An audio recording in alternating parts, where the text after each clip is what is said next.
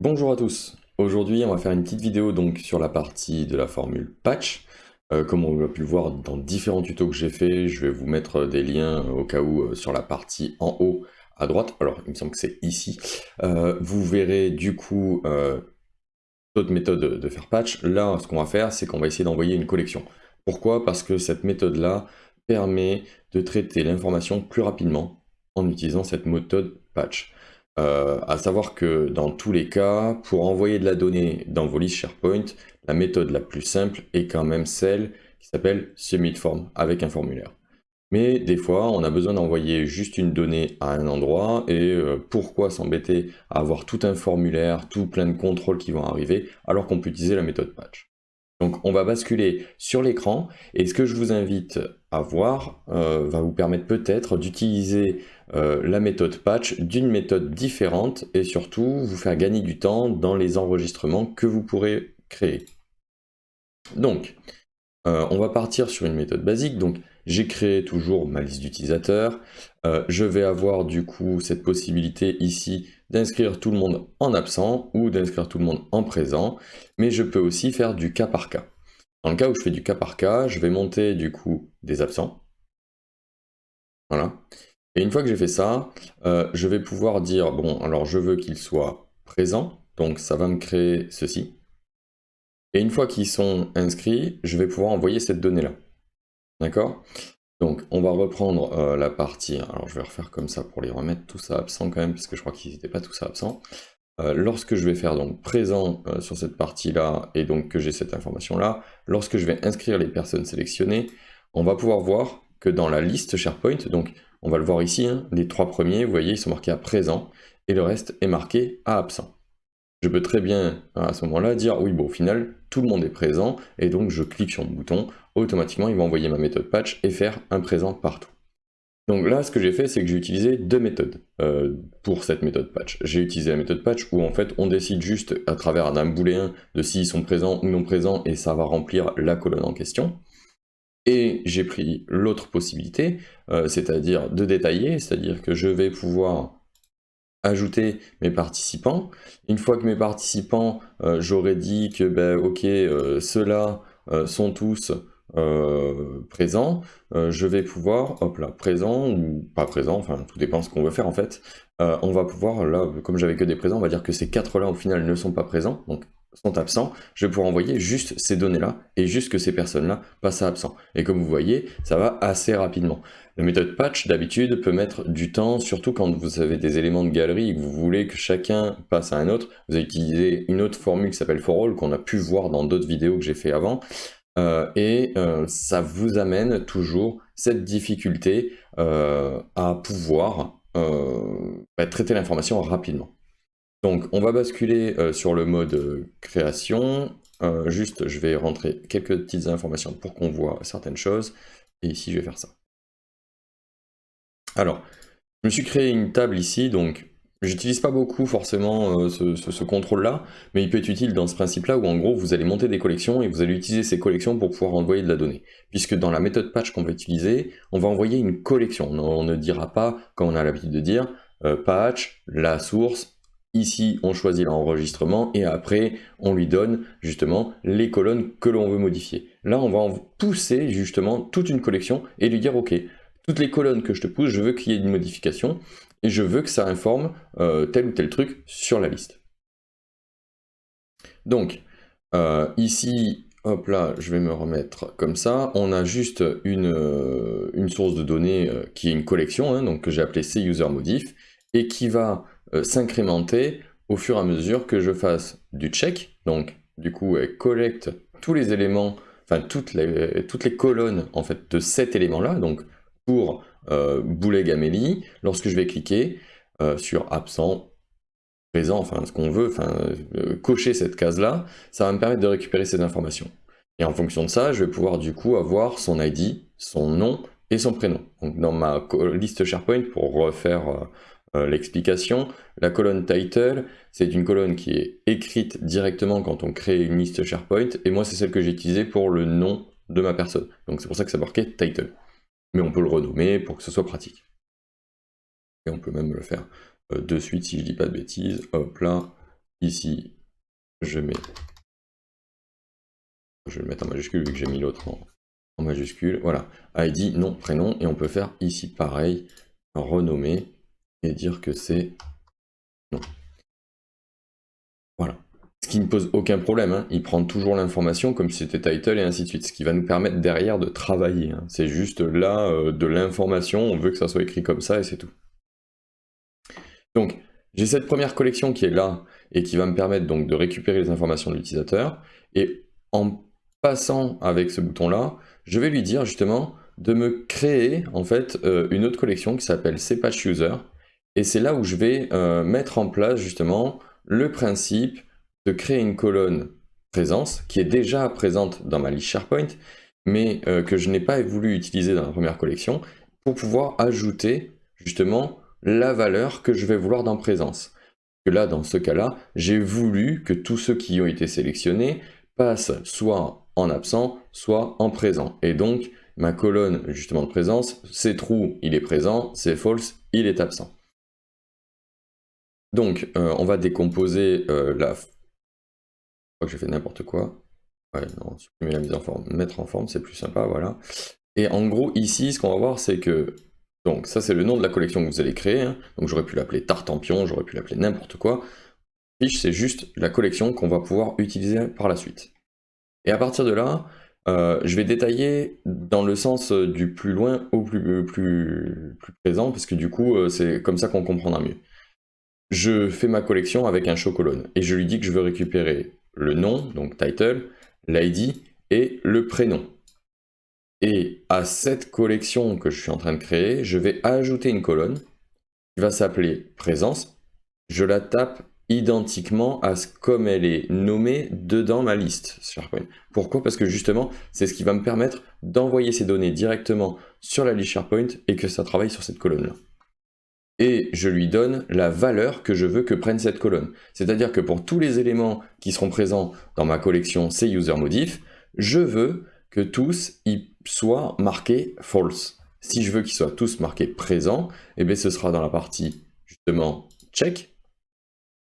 Et dans la partie check, je fais la même formule, hein, mais au lieu d'avoir false, j'ai true ici. C'est exactement la même chose. Donc, on envoie cette collection en fait qu'on a créée avec l'ajout d'une colonne présence qui vont nous permettre de modifier une information dans ma liste SharePoint. Et ce qui se passe après, c'est que je vais utiliser dans mon bouton justement inscrire les personnes sélectionnées, je vais lui dire d'envoyer dans la liste utilisateur ma collection cPatchUser. cPatchUser qui est créé comme on l'avait vu ici, là. Hop là. Donc, une fois qu'il a envoyé ça, je lui dis juste de me remettre à zéro les différentes informations pour que je puisse repartir sur une étape vierge et ainsi de suite. Donc, quand je vais cliquer, ces personnes-là, j'ai demandé qu'elles soient à true, donc forcément, alors si elles étaient absentes, eh ben, elles deviendront à true, elles reviendront présent, et s'il est présent, il restera présent. Vas-y, je fais inscrire, et donc présent, présent, tout va bien. Je veux décider de remettre tous mes participants absents, je peux faire comme ceci. Et là, pareil, c'est tout aussi simple, j'ai fait une collection, hein. Donc j'ai utilisé des switches parce que je voulais m'amuser justement à avoir la possibilité de gérer avec le toggle le fait de mettre tous à absent ou tous à présent. Et dans cette partie-là, donc on va faire mettre en forme et on va avoir donc dans la partie, hop là, je vais agrandir comme ça, voilà. Dans la partie true, donc le toggle est marqué pour que les utilisateurs soient présents. Je vais patcher toujours ma liste utilisateur, donc ma liste SharePoint directement, et je vais lui envoyer, et donc c'est là où je fais mon clear collect, mon cPatch false ou mon cPatch true. D'ailleurs, je l'avais appelé comme ça, j'aurais pu l'appeler cPatch true, pour le coup, j'ai gardé le même nom de collection, c'est vous qui voyez comment vous voulez faire. Ça n'a pas de très grande importance, puisque du coup la collection est créée à cet endroit-là, hein.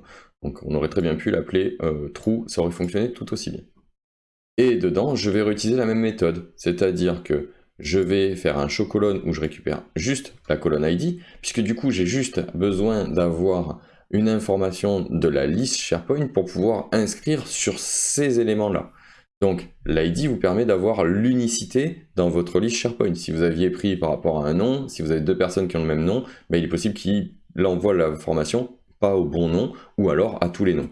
Et ce qui serait dommage. Donc, en prenant l'ID de votre liste SharePoint, vous êtes sûr que ce soit unique et vous serez tranquille vis-à-vis de l'inscription dans la colonne présence que vous voulez faire. Après, j'ai pris un cas où on avait du booléen derrière. Vous pouvez très bien envoyer de la donnée texte en disant présent, par exemple, en disant absent. Ça aurait pu être tout autre chose, une notion de profil. Enfin, voilà, on peut s'imaginer différents cas de figure. Moi, je l'ai fait sur le présent absent parce que je pense que c'est le plus simple et ça vous permet de bien comprendre cette utilité. Et donc, une fois que j'ai créé ma collection dans le Clear Collect ici, c'est ce que je vais envoyer. Je vais envoyer la collection qui est ici directement à ma liste SharePoint. Ce qui fait que ma liste SharePoint va avoir comme information, donc on va aller basculer, hop là, sur les collections, et on va aller dans ces patch false, ça va lui envoyer les ID et la présence. Je vais agrandir ici, comme ça on le voit bien. C'est-à-dire que si maintenant, hop là, je faisais un play, que je mettais présent et que je cliquais, on pourrait voir que ma collection, derrière, elle est passée à trou. Enfin, le présent est passé à trou dedans. Vous allez voir ça. Hop là, on voit bien qu'ici, tout est marqué à trou. Et donc ça permet automatiquement, en quelques clics, de faire quelque chose d'assez propre. Mais je vais vous demander de faire attention. Dans certains cas, lorsque vous allez voir envoyer de la donnée à une grosse quantité d'utilisateurs, une grosse quantité d'éléments dans votre liste, vous risquez d'avoir des temps de latence quand même importants. Parce que la méthode patch, comme je le disais au début, n'est pas la méthode la plus simple pour faire de la modification de données, et surtout la plus rapide pour modifier vos éléments dans une niche SharePoint. Donc, si vous voulez le faire, vous pouvez le faire. Cantonnez-vous et limitez-vous peut-être à un nombre d'enregistrements. Tant que vous allez faire, allez, on va dire entre 10 et peut-être 50 enregistrements, les temps de latence resteront corrects.